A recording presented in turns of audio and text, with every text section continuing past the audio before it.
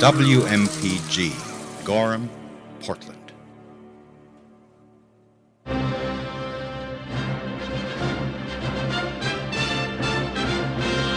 Hi, Golden Age film fanatics, and welcome to DVD Classics Corner on the Air. My name is Dick Dinman, and our goal is to become your exclusive guide to the very best of the Golden Age classics coming out on DVD. We'll have reviews, breaking news of upcoming releases, plenty of surprise guests, and a special feature devoted to the great Golden Age film composers, which we call Cinemusic. So let's turn on the marquee and lights, camera, action. It's time for Dick's Picks, in which I get to shine the spotlight on one of my Dick's Picks of the week.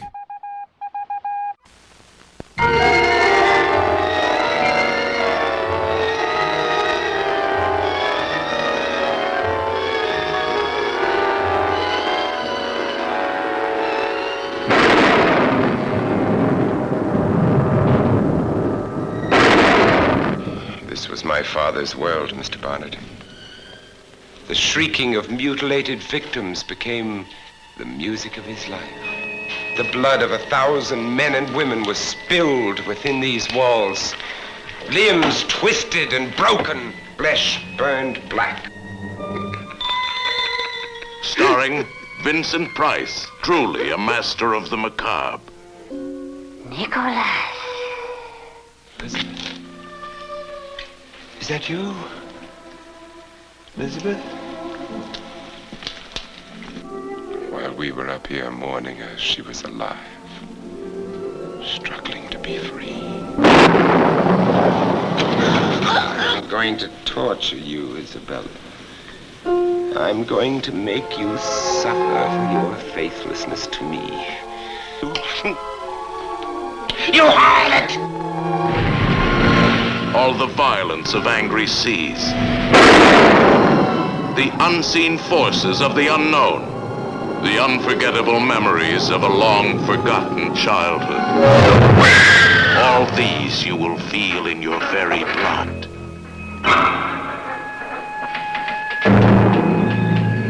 Do you know where you are, Bartholomew? You are about to enter hell.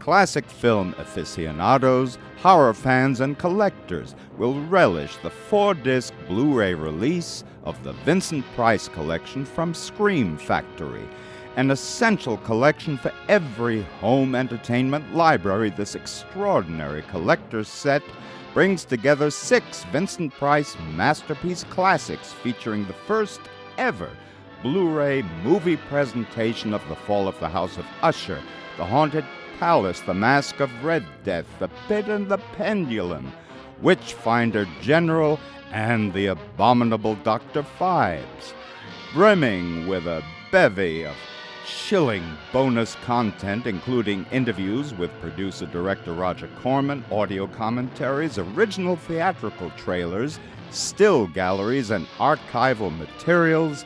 This Blu-ray collection also includes a 24-page collector's book. The Vincent Price collection, courtesy of the Scream Factory, is now available in the wonder of crystal-clear Blu-ray, both online and at your local video emporium, even as we speak. Stay tuned for more Dick's Picks, coming up on DVD Classics Corner on the Air very soon. Vincent Price remains to this day and beyond a true Hollywood legend whose vast and distinguished career on the Broadway stage, on radio, motion pictures, and television spanned more than half a century. In addition to being an icon of stage and screen, large and small, Vincent Price was also an avid art collector, a gourmand, a dashing and relentless charmer, and a loving father. His daughter Victoria was born shortly before Price turned 51, at the height of his popularity. Though the star's busy film schedule took him in and out of his young daughter's life, he was always a larger-than-life presence and simply her father.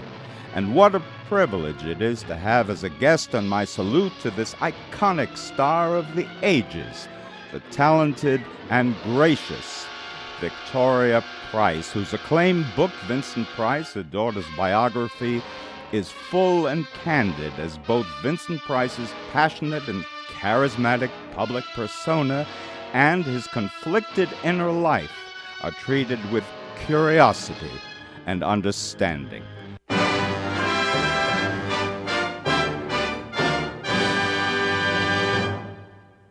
Victoria Price, welcome to DVD Classics Corner on the air on a very special occasion. Shout Factory has just released the Vincent Price collection, which includes 6 terrific Vincent Price titles. Welcome to the show. Have you seen any of the Shout Factory's incredible Blu-ray transfers of your dad's films?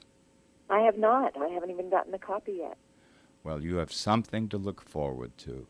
At what point in your dad's career did he decide to switch from art, which was his great passion, to acting?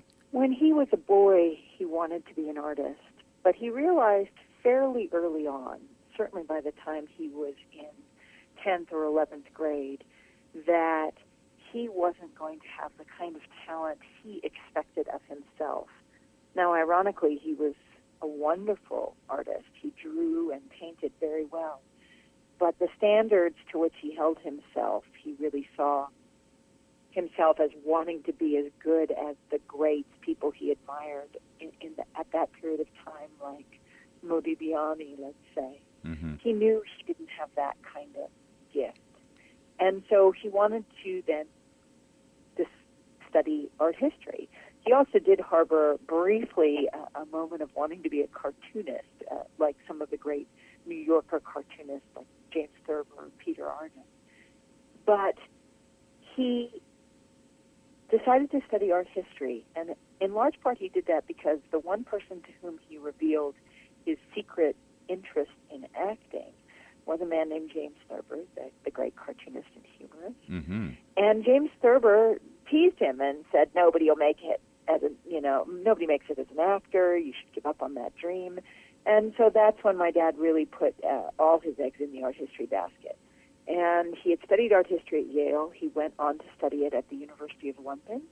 And while he was there, he got hooked by the theater bug even more, and he saw Gielgud's Hamlet, I think, about 8 times.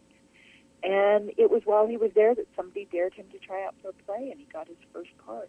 And he got a small role in a play called Chicago. And emboldened by that, he decided to try out for yet another play, which was called Victoria Regina. And he became a huge star in London almost overnight. He was named Male Newcomer of the Year. And following that, he was brought to New York to be the star in the same play opposite Helen Hayes, who was then regarded as the First Lady of the American Theater. And so those two things really catapulted him into acting, and he never looked back. Now, I understand that he created such a sensation in Victoria Regina on Broadway that during the run, he was offered his first Hollywood contract. Would I be correct? Yes, he was offered $1 million movie contract, and you have to understand this was right in the middle of the Depression. It was a lot of money. $1 million is a lot of money now. It was a lot more money in 1936. But early on, he knew that he should get advice about whether to take it or not, and he went and talked to Helen Hayes. And Helen Hayes said to him that he should consider whether he already knew his craft, which I think was a very interesting question. He said, well, how can I? I've only been doing this a couple of years. And she said, well, if you don't know your craft, you stand a very good chance of being a flash in the pan. And I'm sure you don't want to do that. And he said no. And so she suggested that he learn his craft. And so what he did was he turned down the contract. He stayed in New York, did the play for longer. He also went and did a ton of summer stock. And between those two things, he really learned his craft. So then when the movie studios did come calling, and this time it was Universal, he was ready to take it on. And further into his theater career, I found some rather interesting credits. He spent a brief time with Orson Welles' Mercury Theater. I think the two plays he did, if I'm not mistaken, were Shoemaker's Holiday and Heartbreak House. Yes. And I'm wondering, because many of the Mercury Theater regulars, like Joe Cotton and Everett Sloane and Agnes Moorehead, they remained with Orson Welles' group for quite some time. This was a very short run. Are you aware of any idea as to why Vincent Price didn't continue with that group, both on radio and theater, as a matter of fact? It was toward the end of the Mercury Theater. That was A. B, I think a lot of people found Orson very difficult to work with. Mm-hmm. And my father, who could get along with anyone, did recall that, it wasn't his easiest experience, although they remained good friends. Orson's father and my dad's father had been friends in high school and used to perform magic acts together. So they had a long-term family connection. And the friends that my dad made during that period remained lifelong friends. Joe Cotton and Norman Lloyd, and certainly, although he was not in the Mercury Theater with Agnes Moorehead, he was friends with her forever. But I presume part of the other reason was that he fell in love and got married, and they moved back out to Los Angeles. He met an actress named Edith Barrett on the set, in the Mercury Theater. Your dad did continue on Broadway with Outward Bound and another huge hit, Angel Street. And Angel Street was a huge success, and as far as I can see, it played continuously at two theaters from 1941 to 1944. The longest-running melodrama on Broadway. Really? My dad found it very difficult in Hollywood. He really couldn't find his niche.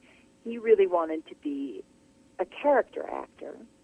And my father found that people really saw him as a matinee idol, as a leading man. He was so handsome. Mm-hmm. And so I think that he was very eager to find plays on Broadway where they seemed to give him more license to do character roles. And Angel Street was his first villainous role, and he loved it. I mean, he loved that. It was a melodrama, so they booed, they hissed. He loved all of that. He loved being malevolent. And it really changed Hollywood's views of him as well, and led to a contract at 20th Century Fox where he got to play a lot more villain. Victoria, we're going to take a very short station break, and we'll be right back.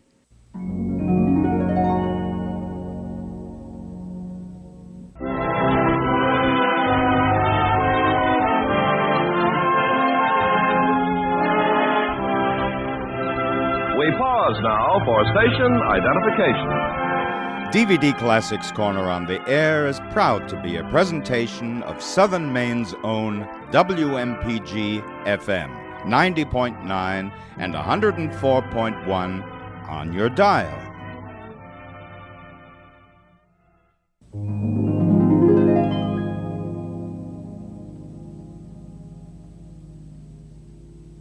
And I'm back with Victoria Price.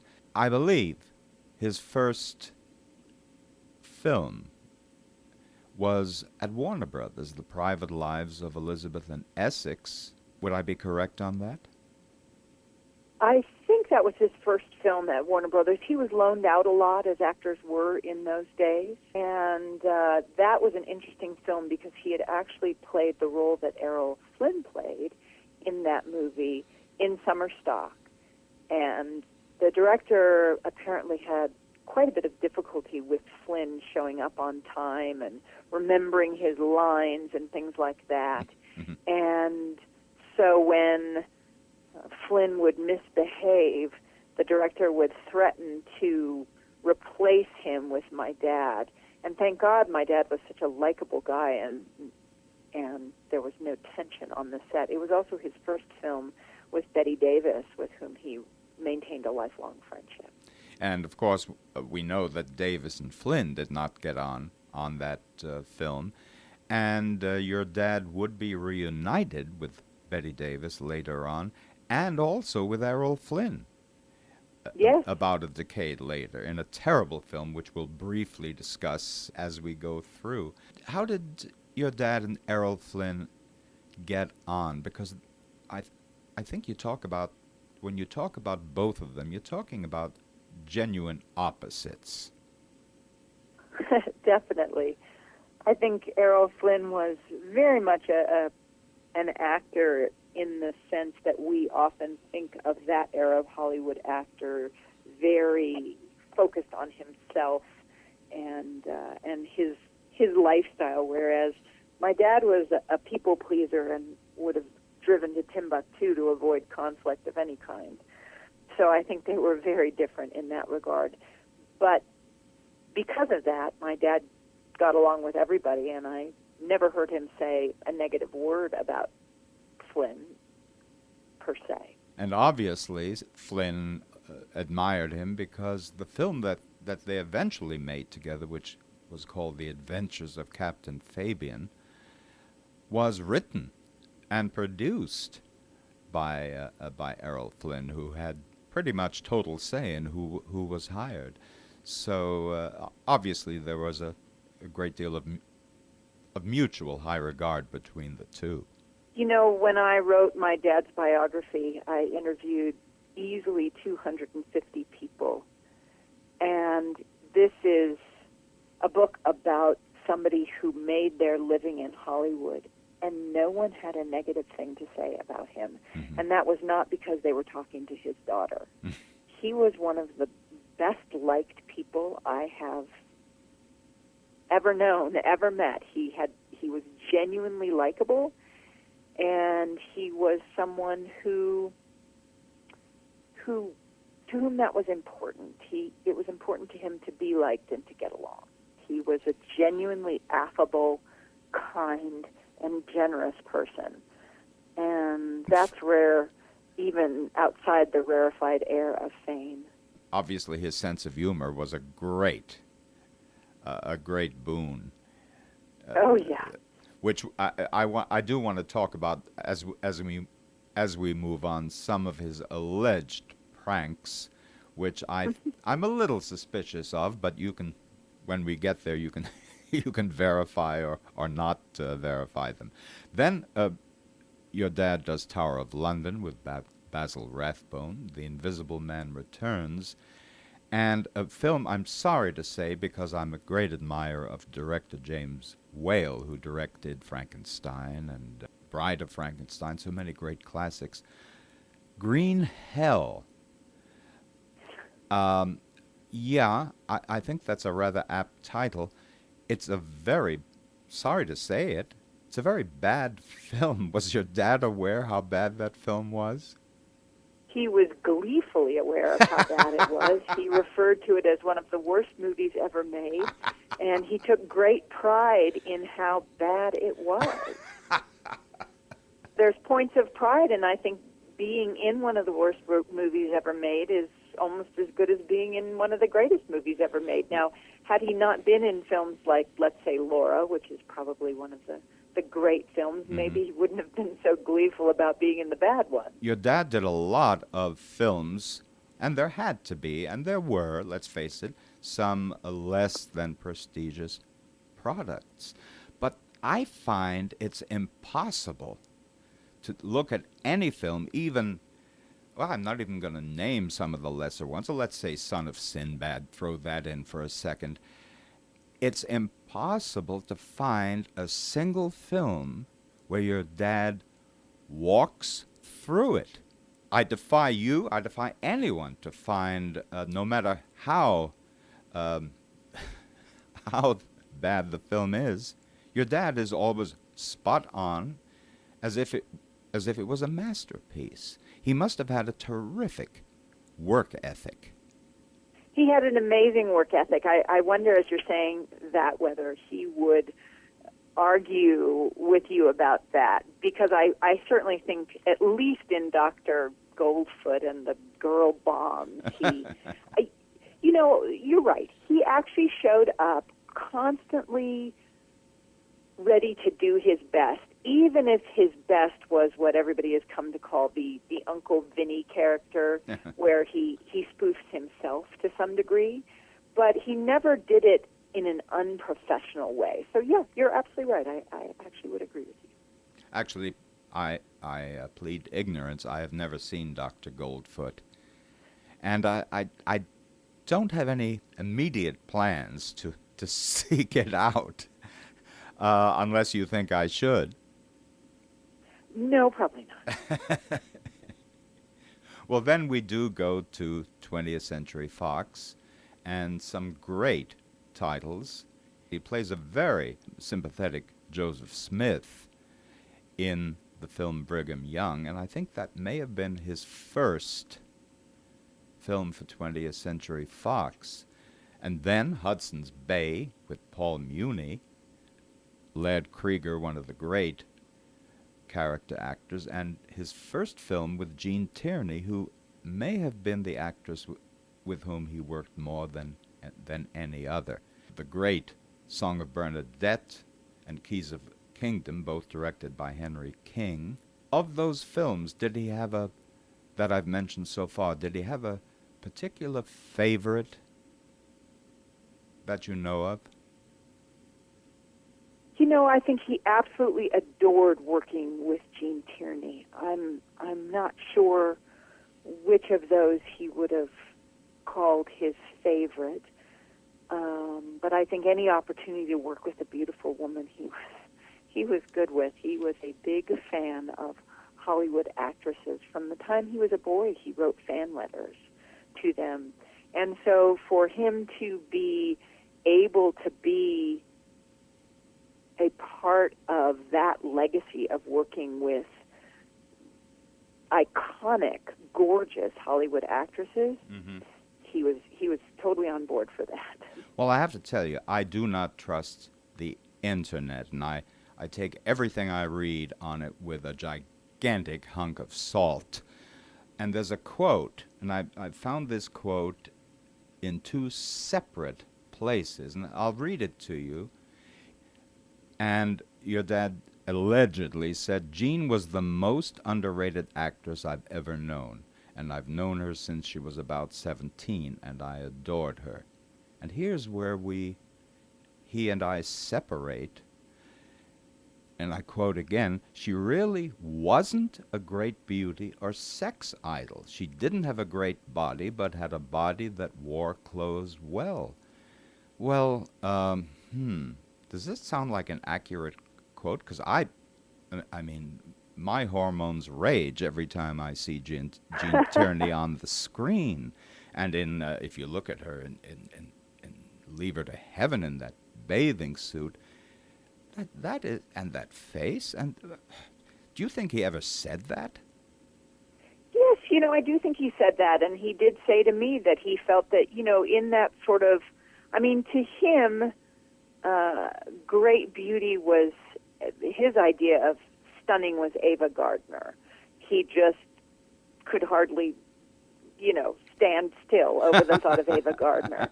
And I would say that for him, he referred to the fact that she had a slight overbite. Mm-hmm. She was it's interesting. He said something similar about Constance Bennett, who was the first actress with whom he starred in a film, his leading lady in his very first movie, and he referred to her as having a figure like a coat hanger. And so I think probably his taste in women ran to the slightly more voluptuous, and if we look at his last wife, Coral Brown, that would be affirmed. So perhaps that's part of that. Now we go past Wilson, which is a big 20th Century Fox film about Woodrow Wilson. Now we come to one of my, and possibly one of your 2 or 3 favorite Vincent Price films, Laura, directed by Otto Preminger, who took over from Ruben Mamoulian. I'm not quite sure why. And Gene Tierney. Dana Andrews, for me, incredibly underrated actor. Clifton Webb, his first film, and Your Dad and Judith Anderson, and many more. It's one of the most beautifully written, beautifully acted, beautifully directed films and photographed I have ever seen. I adore this film. Would you agree with me on that? Oh, absolutely. It's my favorite of my father's films, and I think it was probably, at the end of the day, one of my dad's favorites, and certainly the film that he felt the most privileged to have been in. That's for sure. It also has my favorite description of a Vincent Price character by the waspish Clifton Webb, where he says, Laura would never fall for a male beauty in distress. Of course, he delivered it with a lot more panache than I did, but it's a favorite line of mine in that great film. Now, Victoria, we are at the end of our first half hour, and I would like to ask you, would you join us next week to continue this wonderful conversation about your incredible dad? I would love to. Great. Thank you. Well, thank you. And we will hear Victoria Price next week with some more great stories about Vincent Price. Please join us. Well, that's my show for today. DVD Classics Corner on the Air is conceived, written, produced, and directed by me, Double D. And if you missed any part of this show, or if you'd like to hear some of my other latest shows, just go to the archives section at www.wmpg.org. And if you'd like to hear some of my older vintage shows, please go to www.dvdclassicscorner.net, where in addition to the broadcasts, you'll find hundreds of my print reviews of classic DVD releases. So, until next week on WMPG, keep well, keep happy, and keep listening.